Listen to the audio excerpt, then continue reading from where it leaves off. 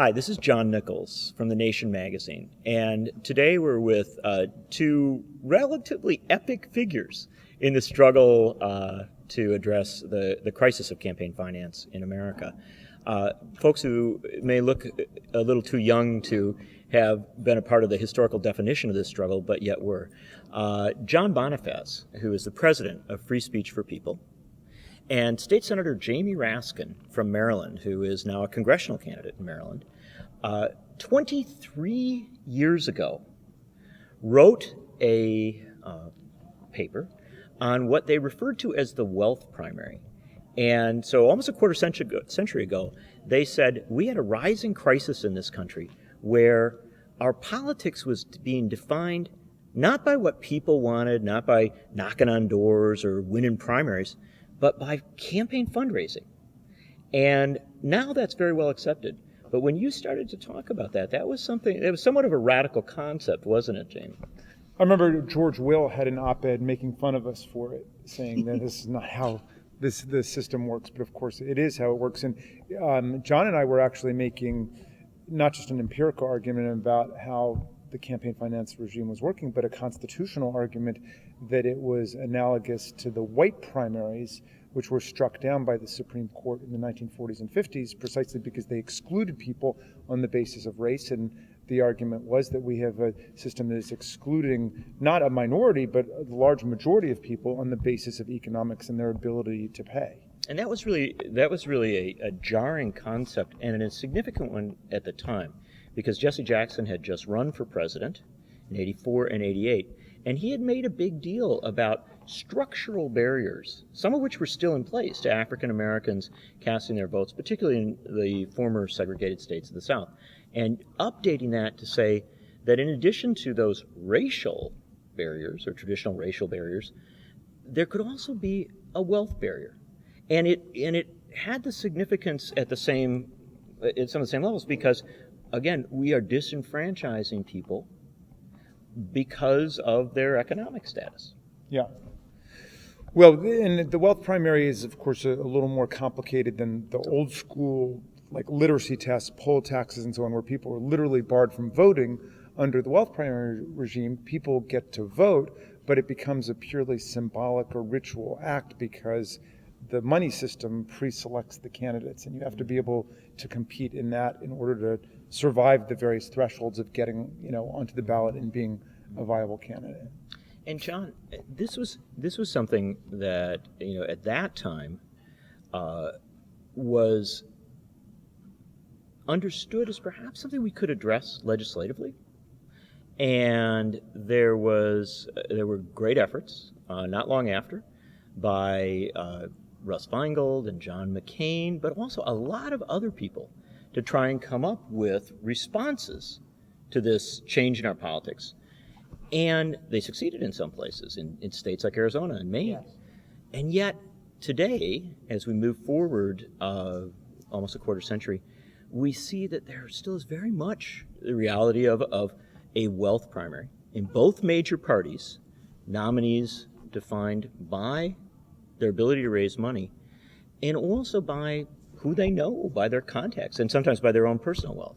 Yes, the wealth primary is unfortunately still very much prevalent today, and it requires a wholesale attack on this basic notion that money equals speech and that those who have large sums of money can effectively drown out the voices of everyone else. And I think what we were trying to do in that article and what we still believe today is that this question of money in politics should not be viewed solely from a First Amendment standpoint and from the purported First Amendment rights of the wealthy to spend all their money, but also from the standpoint of the Equal Protection Clause, one person, one vote. This is a basic voting rights, civil rights issue of our time, like the poll tax, like the candidate filing fee cases of the past, and like the white primary cases of the past. This is a structural barrier to our political participation as ordinary citizens in the political process.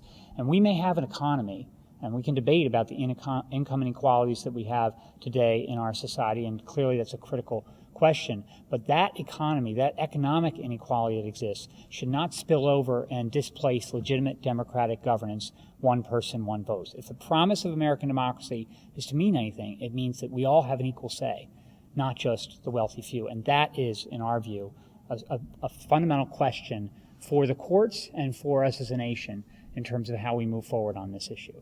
It's also something that both of you, as people who are deeply committed to the civil rights struggle and a host of other struggles for inclusion and for opening up of our society, have pointed out over many, many years is vital. That the campaign finance reform movement can't just be an elite movement of intellectuals and folks who, see a problem and are looking for technical solutions.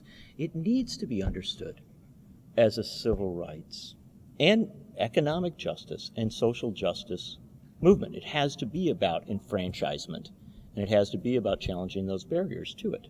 Absolutely. It's a political equality question, and I think that's what we hope to see happen in future work on this issue, that we don't solely, focus it on the First Amendment box, which I think is an important box to play, but I think we got to expand it and recognize that the Constitution requires that we all have an equal say in our political process. Jamie Raskin, you have, from the time when you were writing these articles as an academic and a lawyer, waded into politics, and you've seen it firsthand. We now have folks who will tell us, well, yeah, we've got this system, it's sort of locked in, but we're finding new ways to get around it. Maybe small donors can get us through Bernie Sanders running with $27 contributions and some other models. And certainly those are encouraging, but from your experience, is that the solution, or do we still have to have a structural response to this? Well, I just came out of the most expensive congressional primary in American history, and not because of me. I came in third place in terms of funds raised. But you did come in first place in votes. First place in votes, but we spent only $2 million, and another candidate spent $15 million, and another spent $3 million. So we got outspent 8 or 9 to 1 in the campaign. So, and some people have tried to use this to say, money really doesn't make any difference, but of course it makes a huge difference. You don't need to spend more than the big money candidates, but you do need to have enough money in order to get your message out to the people that you're trying to talk to. So this is why, I'm a big champion of the small donor financing regimes like in Maine and Arizona, and the one that Congressman Sarbanes has introduced at the federal level. I mean, the main thing is to be able to diversify the voices that are being heard and the choices that the voters confront at the ballot box when they get there. We may or may not ultimately be able to do something about Buckley versus Vallejo in all of its ramifications, but we at least should be able to lift up the floor so everybody can get into the game. And then, at a certain point as progressives, you run against the big money, which is what I did. We ran a very aggressive grassroots campaign, and the internet does help to even things out and to democratize the possibilities for reaching people. But having said that, one of my opponents had never held public office, had never run for public office, and really didn't have a public record to run on, but had millions of dollars, and ended up coming in second place above a number of elected officials who've been in office for decades. Credible contenders, but did not have the money. They didn't have the money to do it. So, I'd be the last person to say that money doesn't make a difference. I think it makes a big difference. And the other side of it, of course, we haven't talked about, which is the way that money affects not just the campaign, but governance and public policy and what comes out. And, if you believe the politicians who say that money makes no difference in terms of policy outcomes, you're too innocent to be let out of the house by yourself. I mean, it makes a difference every single day in every committee, in every subcommittee, and so on. If it didn't make a difference, then lots of people, lots of organized interests would be wasting their money. And all the corporations that are spending money in politics would be subject to shareholder derivative suits for corporate waste. They'd be wasting their money if they were just putting it in for frivolous or symbolic or patriotic purposes. No, they're putting that money in there in order to increase their bottom line and to get a return on it. We don't presume they're foolish. No, we don't. And it would be outside of the law in terms of corporate governance. Mm-hmm. And one of the things about this is, and you've done so much work over the years about young people and getting young people involved in politics and engaged in civic life.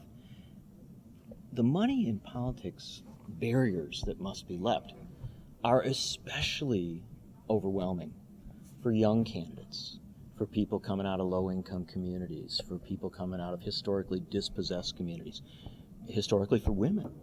And so addressing these issues, yes, it's about the structure of our politics, it's about opening up our politics, but it's also about diversifying government itself. It's about opening doors for people to become elected officials whose voices we need. Absolutely. I mean, I think that if we want to get serious about dramatically increasing the numbers of women in Congress and in state legislatures, we need, one, to deal with the money issue so that we diversify the sources of funding that are available to people. And two, we need to deal with the problem of the single-member district.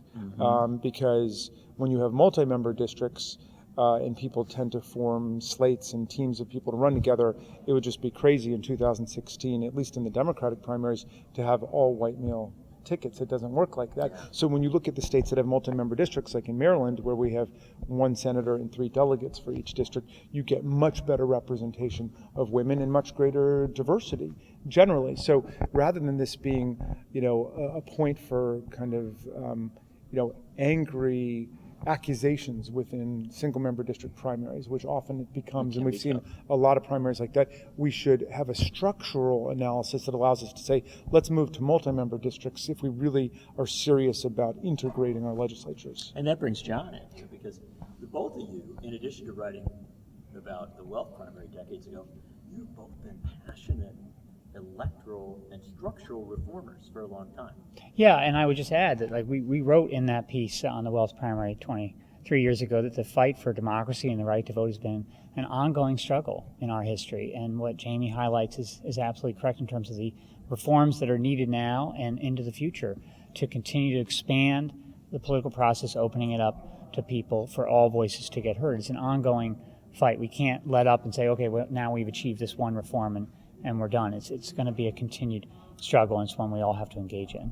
And each of you have argued for kind of a multi-tiered approach, kind of coming at it from many different directions. After the Citizens United ruling, you were two of the biggest thinkers in this country on the idea of amending the Constitution to address that ruling, but also to address a host of rulings by the Supreme Court that seem to be overwhelming to our politics.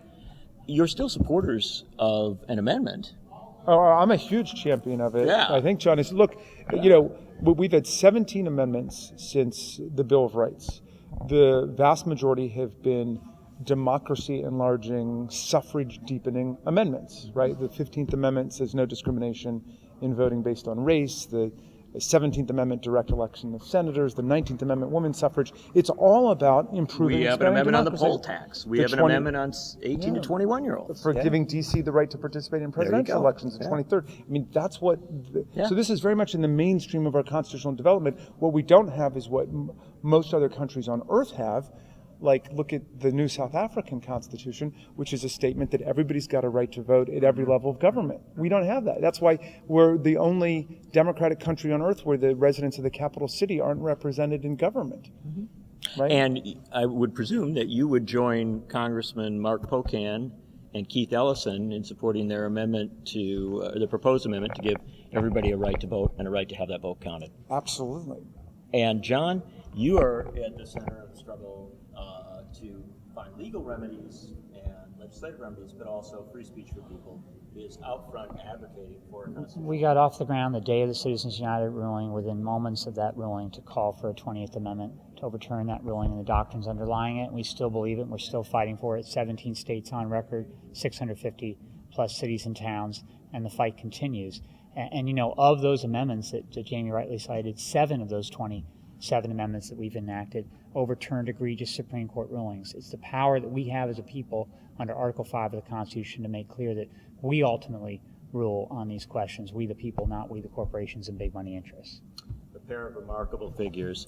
John Bonifaz, the president of Free Speech for People. State Senator Jamie Raskin, thank you for joining us today to talk for a few minutes about how you were right a long time ago, and unfortunately how you're still right about some of the challenges that we face. Thank you, John.